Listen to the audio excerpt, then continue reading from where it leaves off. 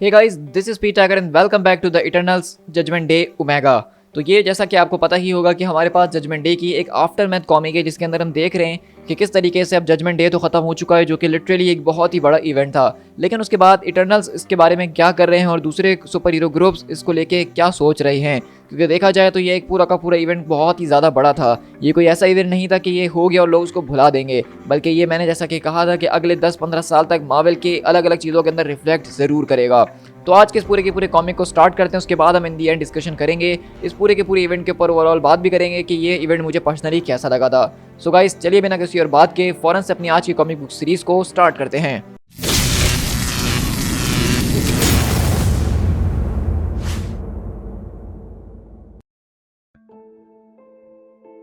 तो हमारी कहानी की शुरुआत basically temple of Ajax Celestia से होती है।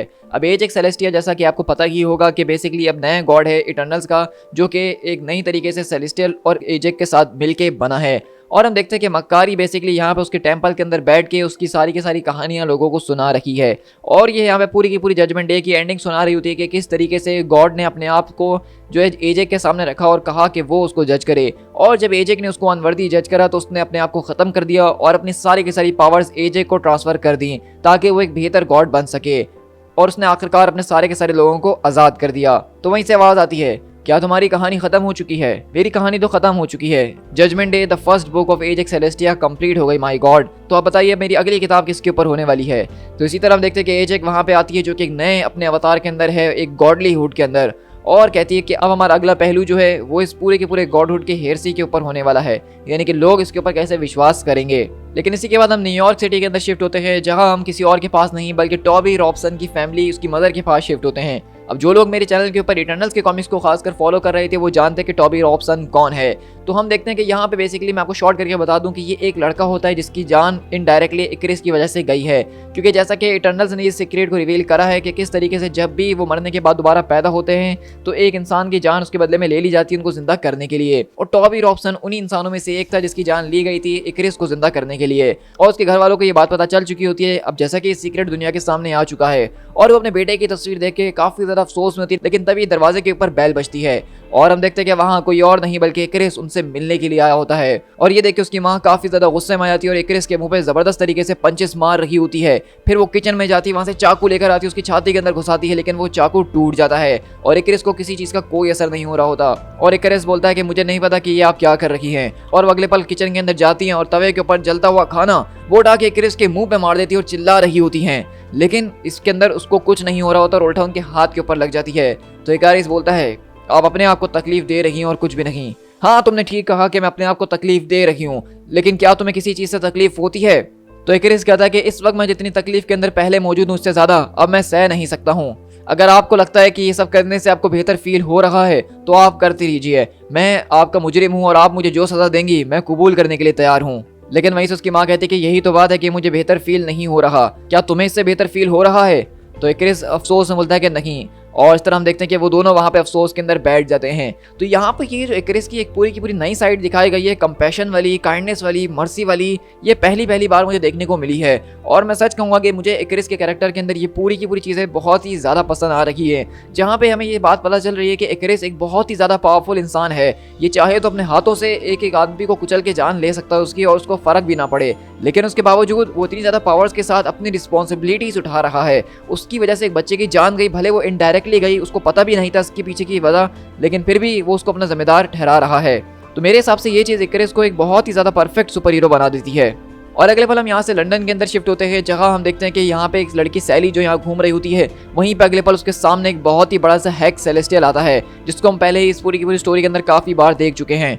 और हम देखते हैं कि वो यहाँ पे आके यही बता रहा होता है कि मुझे तुरंत जो है वापसी आर्मरी के अंदर लौट के जाना होगा, लेकिन बस मैं तुमसे यहाँ पे माफी मांगने के लिए आया हूँ, क्योंकि तुम्हारी फैमिलीज उन फैमिलीज में से एक थी जिनकी मैंने जानों को चुराया है। मैं जानती हूँ कि मैं उस वक्त जो कुछ भी कर रही थी वो अच्छा नहीं था, लेकिन मुझे वो करने के लिए कहा गया था और अब मेरे पास जैसा कि मौका है यहाँ से जाने से पहले, तो मैं तुमसे माफी मांगने के लिए आई हूँ। तो आप देख रहे हैं कि सारे के सारे इटर्नल्स इस वक्त जिस रोल के अंदर हैं वो शर्मिंदा हैं, चाहे वो हेक्स हो, इक्रिस हो या दूसरे ही सारे के सारे इटर्नल्स ही क्यों ना हो, क्योंकि वो बहुत टाइम से अपने सारे के सारे सीक्रेट्स इंसानों के साथ रखते हुए आए हैं और उसकी बहुत ही बड़ी भारी कीमत उनको चुकानी पड़ी है। और इसी तरह हम देखते हैं कि बेसिकली हेक्स भी यहाँ से अपनी सारी माफी वगैरह उससे मांगता है सैली से, और अगले पर उसको आर्मरीज के अंदर वापसी कैद कर दिया जाता है। लेकिन दोबारा हम टेम्पल ऑफ एजेक के अंदर शिफ्ट होते हैं, जहाँ पे हम फेस्टोस वगैरह के पास शिफ्ट होते हैं, जहाँ पे वो इरोस से पूछता है क्या तुम हमें ज्वाइन करने वाले हो।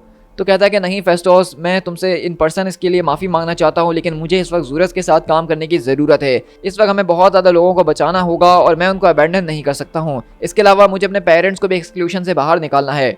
पर शायद मुझे एक नया टाइटन बनाने की ज़रूरत है, इसके बारे में हम आगे चल के देखेंगे। तो वहीं से इरोस बोलता है कि तुम जो कुछ भी नया काम करने जा रहे हो उसके लिए सच में मैं तुम्हें बेस्ट ऑफ लक कहता हूँ। अगर तुम्हें किसी भी चीज़ के लिए मेरी ज़रूरत हो तो मुझे ज़रूर बताना, मैं तुम्हारे पास ज़रूर आऊँगा। लेकिन टू बी ऑनेस्ट, वो जो कुछ भी अब बन चुकी है वो मुझे सच में बहुत ही ज़्यादा डरा रही है। तो वहीं से हम देखते हैं कि किंगो और फेस्टोस आगे की तरफ बढ़ते और कहते हैं कि तुमने ठीक कहा कि वो हमें भी काफ़ी ज़्यादा डरा रही है और एक पूरे का पूरा सीन को क्रिएट कर रखी है। तो अब तुम्हारी बारी है फेस्टोस, कि तुम इस बारे में क्या सोचते हो? क्या लगता है कि तुम्हें इससे कोई बदलाव आएगा किसी चीज़ के अंदर? तो फेस्टोस बोलता है कि मेरे ख्याल से सरसी जो है वो मर चुकी है, मशीन जो है वो उसको दोबारा वापसी लौट आ नहीं सकती है, और मेरे ख्याल से यही एक चीज़ काफ़ी होनी चाहिए सारी की सारी चीज़ों को डिस्टेबलाइज करने के लिए और प्लेनेट की डिस्ट्रक्शन की तरफ ले जाने के लिए, जो कि अभी तक हुआ नहीं है। जिसका मतलब ये है कि शायद इस पूरे की पूरी चेंज के अंदर इतनी ताकत है कि ये एक मिरेकल की तरह हो सकता है, और इसके अलावा हमारे पास सिर्फ अब यही उम्मीद है जिसके ऊपर हम लेके चल सकते हैं। और अगले पल हम देखते हैं कि वो सारे के सारे इटर्नल, जिसमें थीना, स्प्राइट, किंगो, इकरेस, ये सारे के सारे लोग उसी टेंपल के अंदर सरसी के स्टैचू के सामने आके खड़े होते हैं। तो वहीं से एजेक आती है और कहती है कि मैंने तुम लोगों से इससे ज़्यादा उम्मीद करी थी, क्या गिलगेमेश या फॉरगॉटन यहाँ पे आया नहीं तुम्हें ज्वाइन करने के लिए?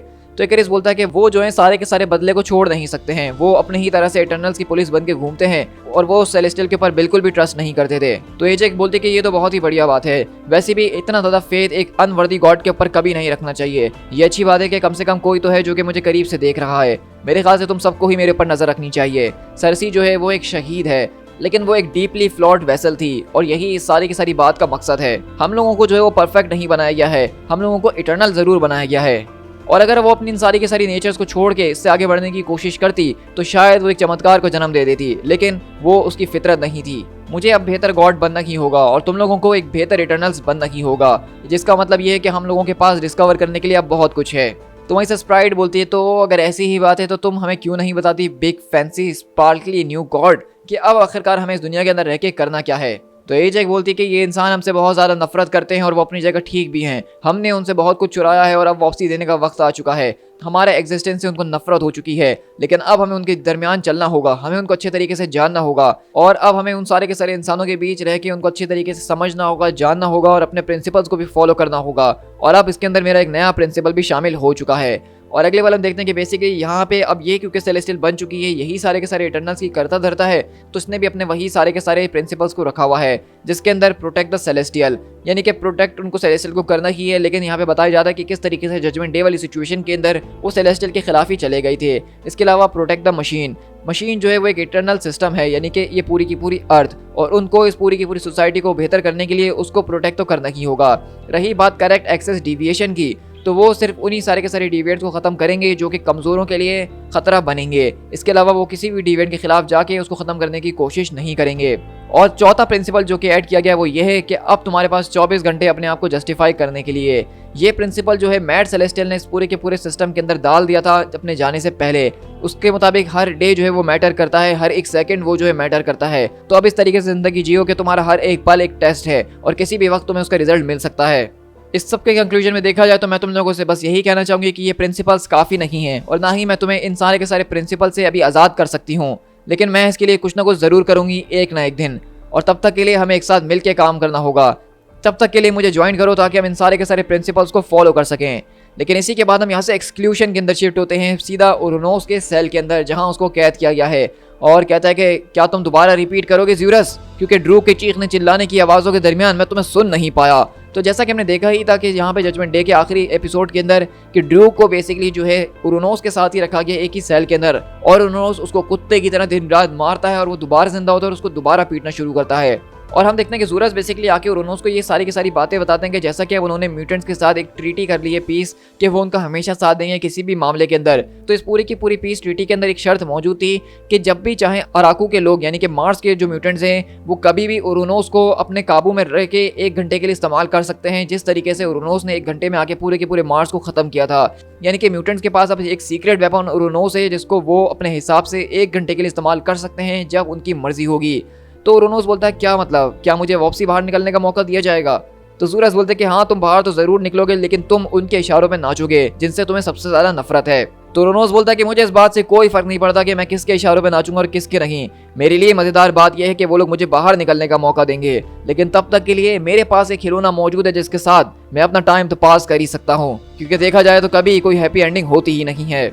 और इसी के बाद हम क्रोकोआ के ऊपर शिफ्ट होते हैं, जहाँ पे अगले पल हम देखते हैं कि सारे के सारे म्यूटेंट्स अपने पूरे के पूरे आइलैंड को दोबारा ठीक वीक करने में लगे होते हैं, लेकिन तभी उनके सामने एक इटर्नल्स का पोर्टल खुलता है। तो वहीं से लोगन बोलता है, get the hell away everyone, लगता है कि हमारे पास एक और विजिटर है। और अगले पल हम देखते हैं कि फेस्टोस यहाँ पे होता है और वुल्वरीन बोलता है, क्या आखिरकार तुम यहाँ पे कर क्या रहे हो? तुम जानते नहीं कि इटर्नल्स अब यहाँ पे इतने पॉपुलर नहीं रहे हैं? तो वहीं से फेस्टोस बोलता है कि देखो मेरे भाई, सही बात तो ये है कि हम कहीं पे भी पॉपुलर नहीं हैं, लेकिन इस वक्त एक ओल्ड फ्रेंड एक दूसरे ओल्ड फ्रेंड के लिए मैसेज लेकर आया है। ये मशीन जिसको अर्थ कहा जाता है, इसके दिमाग को वाइप कर दिया गया है और ये अपने ओरिजिनल स्टेट के अंदर जा चुकी है, लेकिन इस अर्थ ने, इस मशीन ने एक मैसेज भिजवाया है क्रोकोआ के लिए।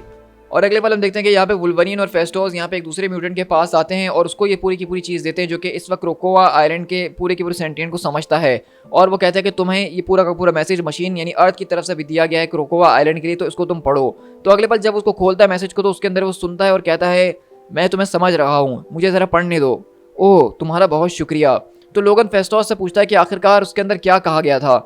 तो फेस्टोस बताता है कि ये कॉम्प्लिकेटेड है। सेलेस्टियल जब अर्थ के ऊपर आए थे तो वो 1 मिलियन ईयर्स पहले आए थे। उन्होंने इंसानों को उठाया और इटर्नल्स और डिविएंट्स के अंदर ट्रांसफॉर्म कर दिया। उन्होंने इंसानों को ही एज अ टाइमप्लेट इस्तेमाल करके ये सारी की सारी चीज़ें करी थी, लेकिन उन्होंने इस पूरी की पूरी मशीन को भी क्रिएट करा इस प्लेनेट के अंदर, जो कि अब इस पूरी की पूरी अर्थ का हिस्सा बन चुका है। लेकिन उन्होंने इस सेंटिएंट सिस्टम की इंस्पिरेशन जहां से ली थी वो खुद ये प्लेनेट ही था, क्योंकि जब वो सारे के सारे सेलेस्टियल 1 मिलियन ईयर्स अगो पहले इस अर्थ के ऊपर आए थे, तो तब उनको ये आइलैंड क्रोकोआ मिला था जो कि एक लिविंग आइलैंड था, और उन्होंने इसी पूरे के पूरे आइलैंड को एज अ टेम्पलेट इस्तेमाल करा था इस मशीन को बनाने के लिए। और रही बात उस पूरे के पूरे मैसेज की कि उसने क्या कहा है, तो बस उसने यही कहा है, good bye mommy daddy self other, जिसका साफ सा मतलब बेसिकली ये है कि बेसिकली ये पूरी की पूरी अर्थ की जो मशीन है जिसको इटर्नल्स चलाते हैं, जिसको हम जजमेंट डे की पूरी स्टोरी में एक बहुत ज़्यादा मेन रोल में देखते हुए हैं, जो कि पूरी की पूरी स्टोरी को नारेट भी कर रही थी, तो वो सेलेस्टियल्स ने जो मशीन बनाई थी वो क्रोकोआ आइलैंड की टेम्पलेट पे बनाई थी। इन अ सेंस देखा जाए तो क्रोकोआ उसके फादर मदर या उसके एंसेस्ट्रल हैं, और ये देख के हम देखते हैं कि क्रोकोआ का एसेंस वहाँ पे आंसुओं से रोने लग जाता है, क्योंकि ये एक इमोशनल मैसेज है। इसी के बाद हम दोबारा इकरिस के पास शिफ्ट होते हैं, जो कि टॉबी रॉबसन के घर के अंदर आता है और उसकी माँ कहती हैं, अंदर आ जाओ, मैं तुमसे ये दोबारा नहीं कहूँगी। हाँ इकरिस, तुम जब तक चाहो यहाँ पे मेरे साथ रह सकते हो और मेरे पास एक स्पेयर रूम भी मौजूद ही है। लेकिन अगले पल हम देखते हैं कि इकरिस बेसिकली अपने पूरे के पूरे सर को मुंडवा चुका है, और वहीं से वो बोलती है कि गॉड तुम ये आखिरकार क्या कर रहे हो, तुम वियर्डर पे वियर्डर क्यों होते जा रहे हो, ये सब करने की कोई ज़रूरत नहीं थी। तो वहीं से इकरिस बोलता है कि तुम्हारा बहुत शुक्रिया सोफी रॉबसन ऑफ अर्थ, लेकिन तुम्हारे लेबर्स हम सबसे काफ़ी ज़्यादा नफरत करते हैं, और वो जब इस बात को रियलाइज़ करेंगे कि एक इटर्नल को तुमने अपने घर के अंदर जगह दी हुई है जो कि किलर ऑफ पीपल है, तो वो शायद इसको बिल्कुल भी पसंद ना करें। तो सोफिया कहती है कि मुझे इस बात से कोई फर्क नहीं पड़ता कि तुम्हारे बारे में कोई पता लगाता है कि ना लगाता है, सबका ग्रीव करने का तरीका अपना अपना होता है। मे बी अगर तुम मेरे साथ यहाँ पे रहोगे, चीज़ों के अंदर मेरी मदद करवाओगे, तो शायद मुझे मेरे बेटे की कमी कम महसूस होगी और मुझे जिंदगी जीने का एक मकसद मिल पाएगा। तो बताओ कि आखिरकार अब तुमने क्या सोचा है करने के बारे में। और इकरिस बोलता है कि अब बहुत ही ज़्यादा सिंपल है, मैं वो सब कुछ करूंगा जो कि मैं कर सकता हूँ। और अगले पल हम एक ज़बरदस्त तरीके की तूफानी बारिश के अंदर शिफ्ट होते हैं, जहाँ पे कुछ लोग घर जा रहे होते हैं लेकिन उनका टायर बस्ट हो चुका होता है, और अगले पल वो बहुत ही ज़्यादा परेशानी में होते हैं, उनको कुछ समझ में नहीं आ रहा होता कि वो क्या करें। लेकिन अगले पल एक आदमी हुडी के अंदर आता है और कहता है, क्या यहाँ पे कोई प्रॉब्लम है?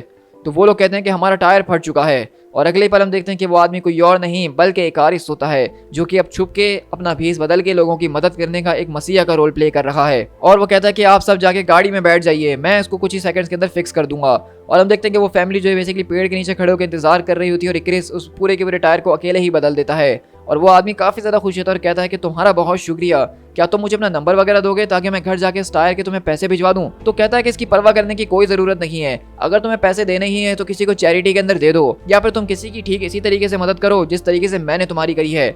याद रखना कि ये बारिश जो है हमेशा तुम्हें काइंडनेस को याद दिलाएगी, और इसी की तरह एक्ट करने की कोशिश भी करना। तो वहीं से वो लोग कहते हैं कि सच में हम ये बात तो कभी भूलेंगे नहीं कि एक आदमी जो कि हमें बारिश के अंदर मिला था वो काफ़ी ड्रामेबाज था। तुम्हारा बहुत शुक्रिया मेरे दोस्त, क्या सच में गार्डियन एंजल्स कुछ इसी तरीके से दिखते हैं? तो इकरिस बोलता है कि आपने ठीक कहा, मेरा बस वही तो बनने का इरादा है। और अगले वाले हम देखते हैं कि वो फैमिली जैसी वहाँ से आगे की तरफ बढ़ती है तो इकरिस वहाँ से गायब हो जाता है।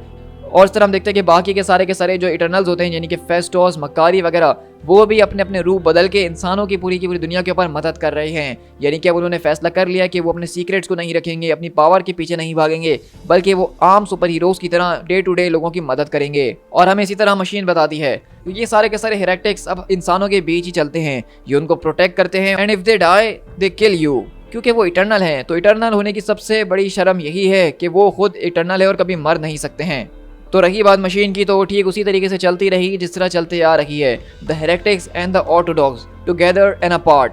प्लस अब ये मशीन यानी कि अर्थ अब फुल्ली ऑपरेशनल हो चुकी है, अब इसके अंदर कोई भी मलफंक्शन नहीं बचा है। और इसी तरह हम देखते हैं कि हमारा इक्रिस जो है वो बेसिकली इस पूरी की पूरी अर्थ के बाहर स्पेस के अंदर खड़ा हुआ अर्थ के ऊपर नजर रख रहा है कि कब उसकी कहाँ ज़रूरत है। दी एंड। सो गाइस, हमारे पास यहाँ पे इटर्नल्स ओमेगा इशू का एंड होता है। तो ये इशू मैं कहूँगा कि मेरी नज़र में एक बहुत ही ज़्यादा मज़ेदार किस्म का इशू था, जिसके अंदर हमें इटर्नल्स के बारे में मुकम्मल तौर पे बताया गया कि अब पूरे के पूरे जजमेंट डे होने के बाद वो क्या कर रहे हैं। क्योंकि जजमेंट डे जो इवेंट था वो जितना ज़्यादा एवेंजर्स का था, म्यूटेंट्स का था, उससे कहीं ज़्यादा वो इटर्नल्स का था। क्योंकि सेलेस्टियल ये सारी के सारे अटैक को करना क्रोकुआ के ऊपर, इसके पीछे इटर्नल्स का ही सारा का सारा मसला शामिल था। और हमें यहाँ पे इटर्नल्स के बहुत बड़े बड़े सीक्रेट्स पता चले कि जिस तरीके से वो मरते हैं तो उनके मरने के बाद जब वो पैदा होते हैं तो एक इंसान की सोल को ले लिया जाता है उनको दोबारा जिंदा करने के लिए। और अब ये इटर्नल्स इस बात को जानते हो, वो शायद अब मरने की कम से कम कोशिश करेंगे, जहाँ पे पहले उनको कोई फर्क नहीं पड़ता था कि वो अगर मर भी जाएं तो वापसी जिंदा हो जाएंगे। तो ये सारी की सारी चीज़ें जिस तरीके से कैरन गिलन ने इटर्नल्स को इस मॉडर्न डे के अंदर पब्लिश करा है सारे के सारे हीरोज़ के साथ, तो मैं उनका बहुत ही बड़ा फैन होकर रह गया हूँ। और जजमेंट डे जैसा कि मैंने पहले भी कहा था कि उन इवेंट में से एक बन चुका है जो कि मेरे टॉप मार्वल के फेवरेट इवेंट्स में आता है। So guys, with that being said, I hope कि आपको ये पूरा का पूरा जजमेंट डे इवेंट और आज का ये कॉमिक काफ़ी ज़्यादा पसंद आया होगा। लेकिन आजकल आप लोग मेरे चैनल पे सपोर्ट बिल्कुल भी नहीं दिखा रहे, तो मुझे आपसे शिकायत है और मैं चाहता हूँ कि आप इस शिकायत को दूर करने के लिए कमेंट करके ज़रूर बताइएगा कि आपको ये पूरा का पूरा इशू कैसा लगा। और चैनल को सब्सक्राइब ज़रूर कीजिएगा इस तरह की ऑसम वीडियोज़ को मेरे चैनल पर एंजॉय करने के लिए, जहाँ हम डेली बेसिस पे मार्वल एंड डीसी कॉमिक्स को शेयर कर ही रहे होते हैं। साथ साथ मेरे second channel speed tiger explain को भी सब्सक्राइब कीजिएगा, जहाँ पे हम पॉप कल्चर, मूवी, सीरीज और दूसरी चीज़ों के ऊपर डिटेल में बात करते हैं। So guys, this is speed tiger, मिलते हैं अपनी किसी और कॉमिक बुक वीडियो के साथ। Till then, thank you so much.